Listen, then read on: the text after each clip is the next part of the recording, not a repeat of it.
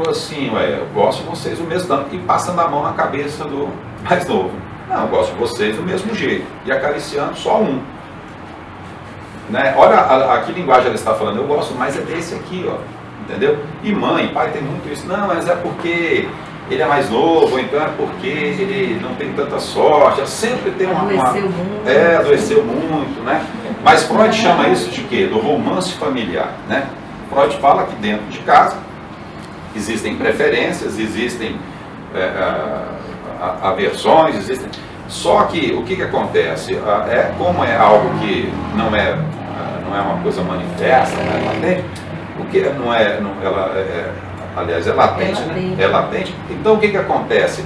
Acaba que as pessoas, nem os pais admitem, nem os filhos querem admitir, né? Então é muito comum, por exemplo, pessoas que falam, nossa, eu amava meu pai de paixão, gente, ele batia na gente, quase matava, mas também, né, a gente também merecia, né? Sempre tem uma coisa assim para a gente tentar amenizar essa figura do nome do pai, né, que Lacan fala. Né? É uma sublimação aí no caso, né? Casca sobre casca. Olha, talvez não seja nem uma sublimação não, porque a sublimação, ela não é 100% eficiente, mas ela é a mais eficiente dentre elas, né? Porque você vai pegar toda aquela energia libidinal e você vai fazer, mesmo que seja reprimido, você vai colocar ela a favor de algo que construtivo, altruísta e tudo mais. E que às vezes te dá prazer. Por exemplo, uma pessoa que... eu assisti um filme de uma pintora, acho que ela era... não sei se era amante lá do Picasso, alguma coisa assim. Não é do Picasso, não. Sei que ela conseguia, através da pintura, de certa forma, aliviar todas as suas frustrações, né? Essa também, gente, que é bastante interessante, essa associação, que ela é feita que a gente chama de consciência receptiva da realidade inconsciente. Quando você fala desse filme, olha a leitura fera que você fez. Quando você faz essa leitura, o seu consciente ele é receptivo a uma mensagem inconsciente, real e inconsciente, entendeu? Então, ela faz essa associação, esse dudo entre consciência e inconsciente, porque nós temos uma parte da nossa consciência que ela é receptiva, mesmo porque parte do nosso ego, ele é inconsciente também. Quando a Ana Freud escreve Os Mecanismos de Defesa do Ego, gente, que eu recomendo, é um livro pequeno, ele é um livro, todo mundo tem que comprar isso aí, todo mundo tem que adquirir. Tem à disposição na nossa plataforma. Na nossa plataforma tem PDF. Bacana. Gente, olha, acho que todo mundo conhece também aqui a estante virtual, né? Porque nem sempre a gente encontra livros baratos, mas também tem livros muito caros. A estante virtual, você encontra tudo, cara, né? E lá, assim, tem preço, vai diminuindo, assim, a questão dos preços. Então, é um livro que é muito interessante. Por quê? Porque o Freud mesmo, ele pegou muito a questão do inconsciente e a filha dele falou, olha, é importante que se entenda que os mecanismos, se o mecanismo é do ego, então o ego ele tem esse acesso também à questão da inconsciente, né? E aí, porque em última instância, o ego ele vai fazer uma leitura da realidade concreta a partir do quê? Claro, do universo externo, mas a partir do quê? Daquilo que é intra, né? Daquilo que é interior. Né? Então é muito importante que se tenha isso. Essa associação, então olha só, nós já falamos aqui de associação visual, onírica, gestual, não é? E a questão, gente, que é importante também lembrar que quando Lacan, ele fala uma coisa interessante. Lacan, quando ele fala que o inconsciente tem uma linguagem, ele é estruturado em cima de uma linguagem, é bom nós entendermos o seguinte: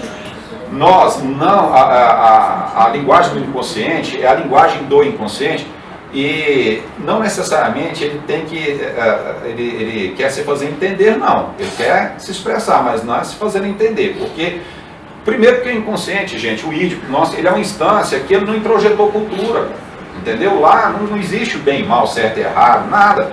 Você pega amor e ódio, é uma coisa só, não é que amor e ódio está lá dentro, é uma coisa só, não tem... Então, dentro disso, você vai estruturar dentro de uma linguagem, por exemplo, o sonho, que Freud já chamava da via régia para o inconsciente, porque o sonho, mesmo que ele tenha uma censura prévia, mas ele tem uma censura que também é inconsciente, então escapa muita coisa que dá para a gente pescar e fazer a leitura dentro de associações. Tá? Eu creio que eu vou trabalhar com vocês a interpretação de sonhos freudiana. Então, quando você pega, por exemplo, um pesadelo, como que um pesadelo vai ser a realização de um desejo? E Freud fala que todo sonho é a realização de um desejo. Só que nós temos que saber que instância é essa, sim. Os atos falhos podem ser desses escapos do inconsciente? Ótimo, muito bem lembrado. Ato falho, lapso, tudo isso é uma linguagem do nosso inconsciente que burla a questão da consciência e também importantíssimo no processo de associação livre. Importantíssimo. Você quer ver? Esses dias eu fui dar uma palestra lá na Dulcina, fui convidado lá, o pessoal ia falar sobre psicologia da educação e tinha uma parte que era psicanálise. E um aluno levou uns slides lá que eu achei bastante interessante. Você pega um religioso bem conservador, até muito ortodoxo e muito fanático, tá? Desculpa o termo. Aí o cara vai falar sobre homossexualismo. O que ele faz? Ele começa a sapatear. Ele começa a sapatear. Aquele sapatear dele é um ato falho. É o lado feminino dele que ele está reprimindo ali aí, desesperadamente, sem contar o viés infantil de um cara que vai sapatear porque vê aquilo como, vê a questão de gênero como uma coisa diabólica. Mas aconteceu de verdade? Isso? Acontece todo dia, isso aí acontece quase sempre. Mas eu achei que foi uma sacada, quando aquela tomada, o cara esbravejando contra a questão do liberalismo sexual, não sei o que, e sapateando, cara, mas sapateando assim. Que é isso, cara? Então, o que acontece? É um ato falho. E eu vou associar isso ao quê? Aqui. Gente, olha, Jung, e aí o Lúcio, ele pode até falar disso com mais clareza. O animus e a animas, né, o ânimos e a ânima. Então, o que acontece? Tem um lado. Se você não der vazão a esse lado, o homem não der vazão ao seu lado feminino, se a mulher não der vazão ao lado masculino dela, cara, é um prato cheio para neurose. É um prato cheio para neurose. Só para se ter ideia, gente, é o caminho do meio. Olha, você quer ver uma coisa? Quando você desenvolve uma neurose, quando você não se permite o gozo. Então, um processo castratório, cultural, que pode ser uma castração religiosa, intelectual, cultural, escambau, tá? Pode gerar uma neurose. Mas se permita atentar um gozo pleno, você vai ficar neurótico também. O gozo, primeiro porque não existe um gozo tão pleno, tão platônico assim, porque observa isso, as pessoas, ou aquela pessoa que se refugia no superego, né, ou aquele que é extremamente libertino, aquele tal que, sabe, não estou falando de uma pessoa que ela convive bem com a questão da sexualidade, nada disso, estou falando de pessoas que não têm limites. Um extremo ao outro. De um extremo ao outro. Então, os dois são neurotizantes. Os dois, entendeu? A questão imagina a questão do álcool, por exemplo. A pessoa, ele pode beber para celebrar a vida. Mas se você bebe de uma forma desregrada, você vai desenvolver um comportamento adicto, você não vai beber mais por prazer, você vai beber por necessidade. Não é? A dependência é uma necessidade, a pessoa necessita. E tem um filme, gente, chamado Shame. Um rapaz e uma moça são irmãos, eles são... Shame, vergonha em inglês, né? Eles são viciados em sexo. Cara, você assiste o filme, é deprimente. Porque eles precisam de sexo o tempo inteiro. Igual o alcoólatra precisa de uma garrafa de pinga. É igual a ninfomaníaca, né? Mas isso é um transtorno. Né? Então, e geralmente a pessoa que traz qualquer vício que seja, são pessoas muitas vezes depressivas, são pessoas ansiosas, são pessoas que carregam sofrimento. E aí eu lembro de Humberto Gessinger, né, que ele fala do alívio imediato. A droga, o sexo, né, ele vai trazer esse alívio imediato. né? Só que vai chegar no momento que você vai ter que viver né, se anestesiando, entre aspas, né? Então é um problema muito sério. Tá? Gente, voltando aqui, eu queria, a gente depois, vamos ver se a gente experimenta esse divã maravilhoso aqui, mas eu queria que vocês, para a gente interagir um pouquinho mais, eu trouxe um material aqui, e depois, eu estou com um vídeo lá no pendrive do carro, e ele está bem na entrada do shopping, se desse na entrada A, aquela ali no... Você quer que eu coloque Skype? Eu quero demais, que se você... É um Ford Carpinteiro bem na entrada, e ele está no som do carro. É porque eu peguei uma música do Chico Buarque que chama Cálice, e ela trabalha a questão da metáfora, ela trabalha muito a questão das associações, né? Quando ele fala de tanto gorda, a porca já não anda, de tanto usar a faca já não corta. Que associações a gente faz com isso? Descontrair um pouquinho. Duas atividades que a gente vai mostrar uma questão de associações de uma forma bem genérica, tá? Bem, assim, uma coisa bem panorâmica. Tá ok? Pode ser? Bom, primeiro, onde vocês estão, sem precisar de usar caderno, nessa primeira dinâmica, a gente vai fazer um filme. Eu estou vendo aqui o nosso cinegrafista. A gente vai fazer um filme, e um filme a gente precisa, né, de uma câmera, precisa de um cenário e tudo mais. Mas a gente, como é um filme onde cada um de vocês vão ser, ao mesmo tempo, o ator e também vai ser o diretor, e vai ser tudo, então a gente vai fazer um filme mental, pode ser? Esse filme é o seguinte, eu vou falar, daqui a pouco vocês vão fechar os olhos, eu vou falar uma cena, vocês vão imaginar você dentro dessa cena. Se eu falar, olha, você está numa sala, você imagina a sala, você pode ligar a televisão, se você estiver na cozinha, você pode pegar um leite, fica à vontade, certo? A parte mais difícil vem agora, que é fechar os olhos, porque a gente se sente desprotegido, né? Todo mundo, gente, por favor, vamos esforçar um pouquinho. Todo mundo, fecha os olhos, relaxa, tranquilo, vamos curtir um pouquinho esse momento. Olha só, imagina você caminhando numa estrada. Imagina uma estrada, você vai imaginar a estrada, o cenário, tudo, tá? Imagina, você está caminhando em uma estrada. Caminhando,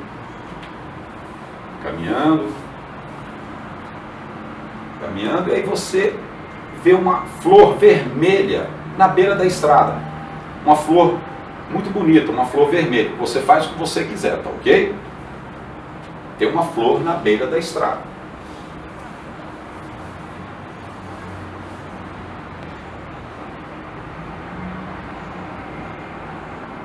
E você continua caminhando. Caminhando.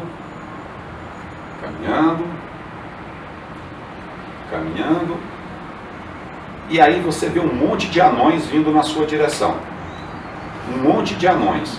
Eles estão vindo na sua direção.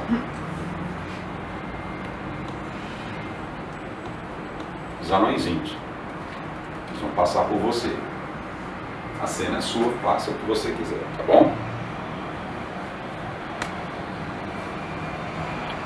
Você segue caminhando e imagina um dia muito quente. Um sol escaldante, você caminhando,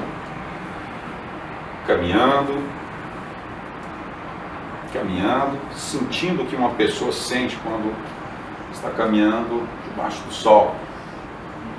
E aí você chega numa ponte, e embaixo dessa ponte passa um rio de água cristalina. Você chega numa ponte e há um rio embaixo desta ponte.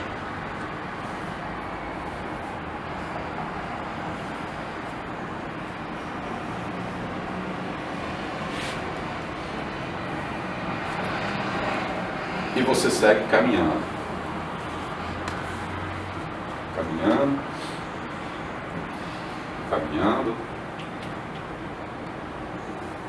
Caminhando, e você se depara com um muro. Tem um muro na sua frente. Na frente, cortando a sua estrada. Você olha para um lado, para o outro, o muro parece não ter fim, e um muro alto na sua frente.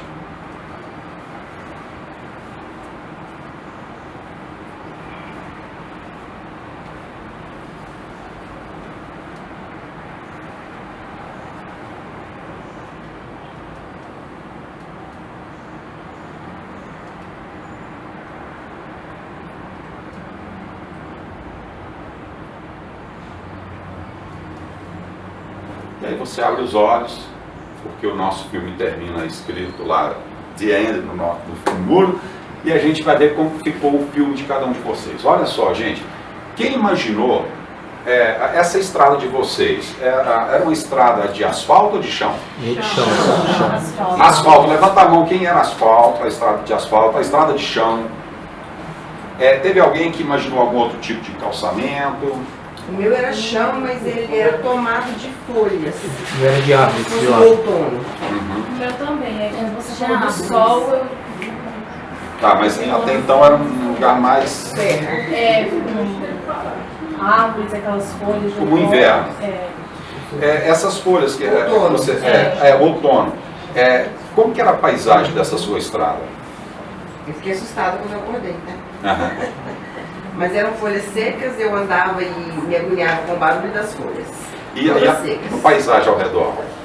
Árvores peladas, Sem com folhas. galhos, sem folhas. Altas ou baixas? Altíssimas. Tá, É sim. um muro de pedras, Uhum. aqueles antigos que O tem. muro, não a estrada. A estrada. Não, como se fossem aquelas antigas.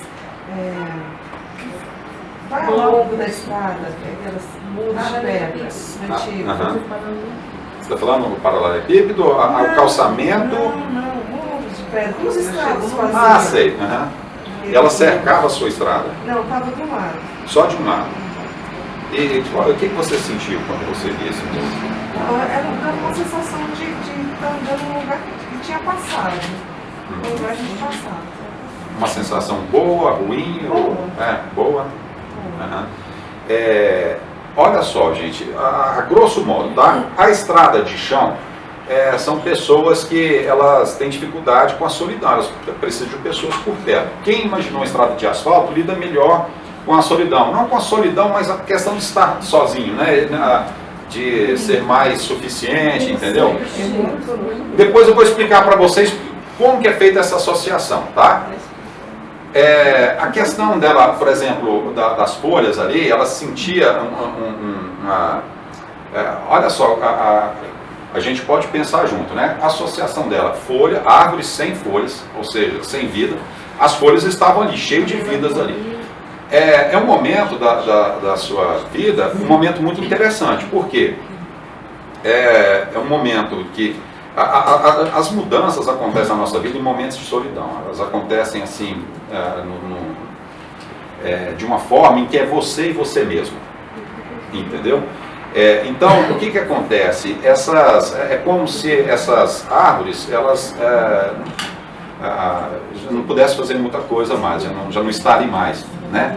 Isso acontece também muitas vezes quando a gente perde pessoas muito carregadas de significado para a gente. Entendeu? Então, isso pode acontecer. Um sentimento meio de luto, meio de orfandade, de abandono, né? Mas aí, é claro que aí é uma linha entre tantas que seria trabalhada se fosse para o divã, entendeu?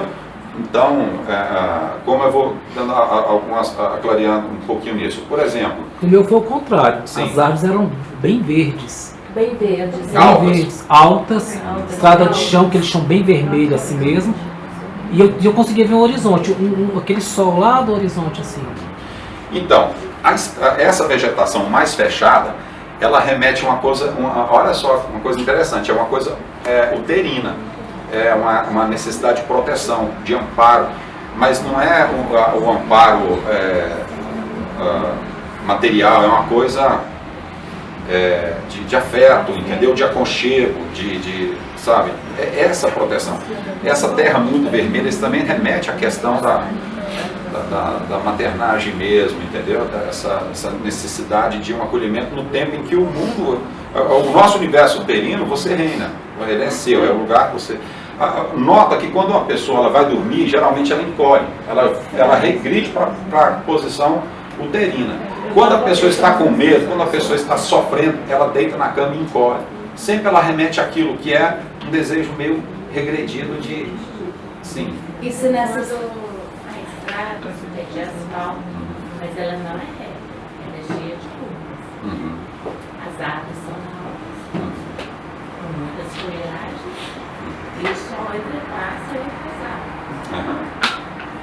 Essa questão da curva. Ser sinuosa, né? É. Te agradava essa cena? Sim. Era uma coisa boa? Primeiro, uma coisa que remete, vamos tentar associar isso aqui. Uma pessoa que não tem necessidade de andar em linha reta. A linha reta era um pouco neurótica, né? Você não vira nem para um lado, tem que ser aquela coisa reta. Essa coisa de ser mais sinuosa é uma coisa de você aproveitar cada curva dessa estrada, que essa estrada é sua vida. Ser mais flexível, Entendeu? né? Essa flexibilidade, essa coisa, né? Mas ela também pode remeter a quê? Ela também pode remeter a uma insegurança, entendeu?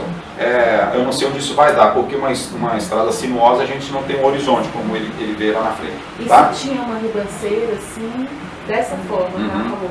Mas e muita subida e de um lado se caísse, caiu. Olha só, gente, a estrada dela. O medo nessa caminhada tem um abismo, ou seja, ela caminha junto com o medo. O medo é uma constante na vida dela, porque aquele medo de qualquer hora tudo possa desabar, né? Na música do Chico ele fala, né? A qualquer momento ver emergir o monstro da lagoa. Então, assim, um lado é seguro, um outro lado não é seguro. Então, a nossa educação, em grande parte, ela acaba introjetando o medo na gente, né? O medo, para muitos pais, é o mais eficiente.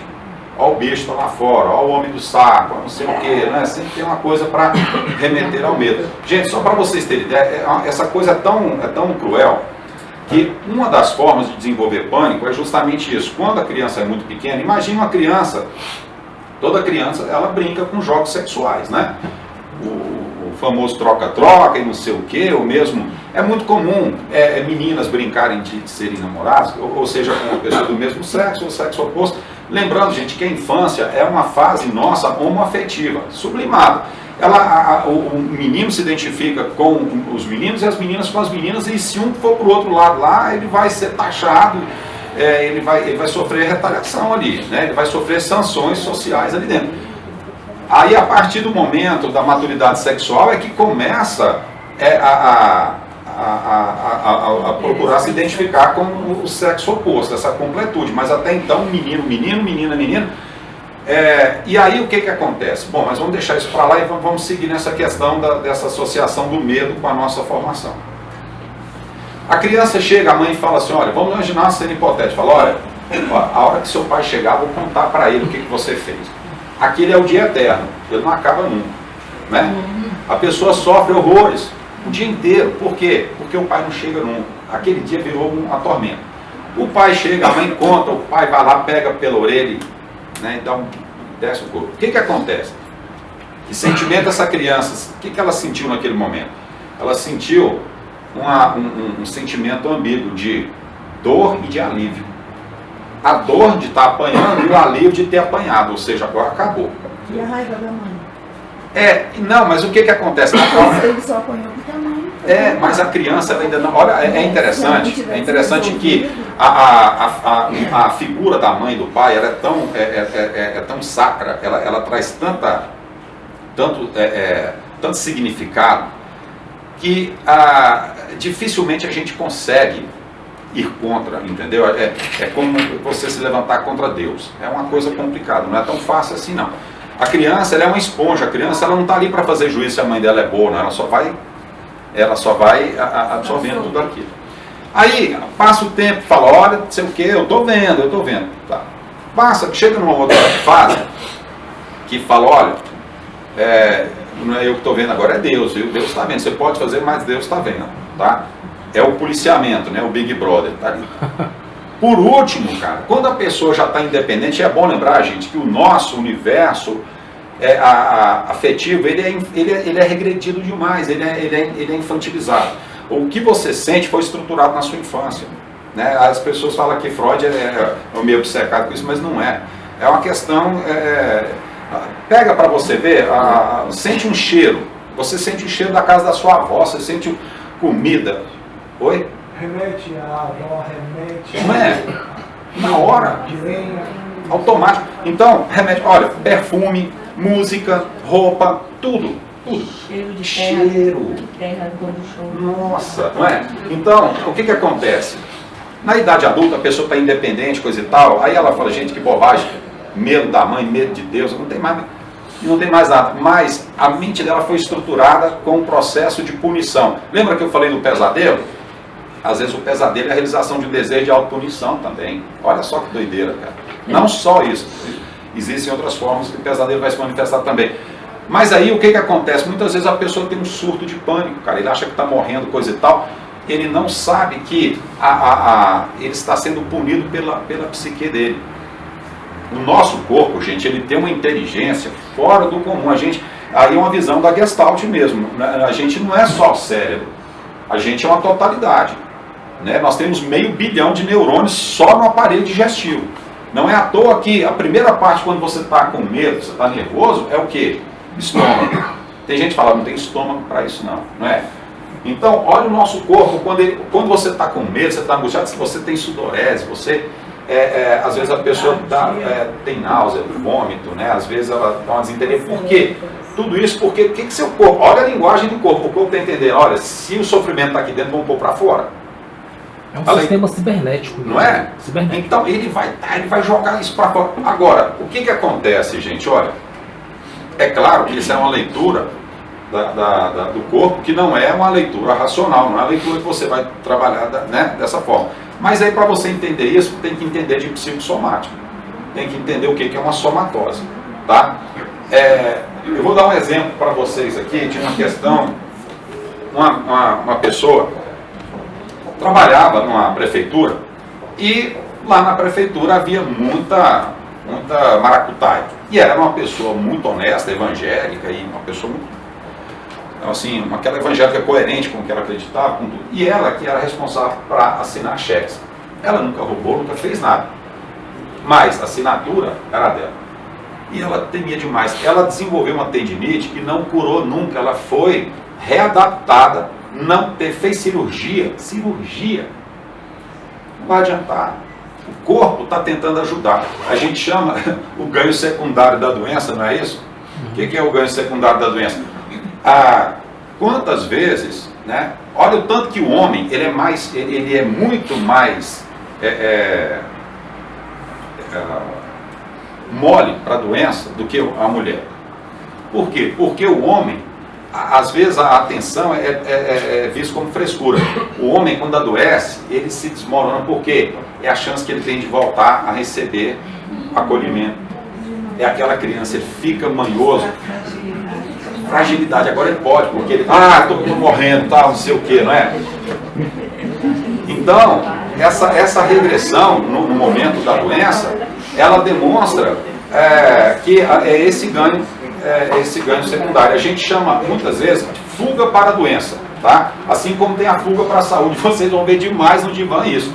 Pessoas, doutor, chama doutor, doutor, tô ótimo e tal. Por que ele faz isso? Ele está fugindo para a saúde. Olha, juro, estou bem, coisa e tal. Na verdade, ele está mecanismo de quê? De fuga. Né? E tem a fuga para a doença também, que é essa questão que o nosso corpo entende. Olha, observa para você, a pessoa que trabalha num lugar que ela não gosta, enxaqueca come na alta, não é? Ela sofre demais. Problemas de toda sorte ela vai surgir ali. Por quê? Porque mesmo que ela fale, eu preciso do dinheiro, eu não posso perder esse emprego, o corpo está respondendo, fibra minha, nossa, cara, minha G, né? Sempre, né? Então não é fácil. E aí, às vezes você gosta do seu trabalho, mas o excesso, tem gente que não respeita o limite do corpo e continua tudo, entendeu? Então vamos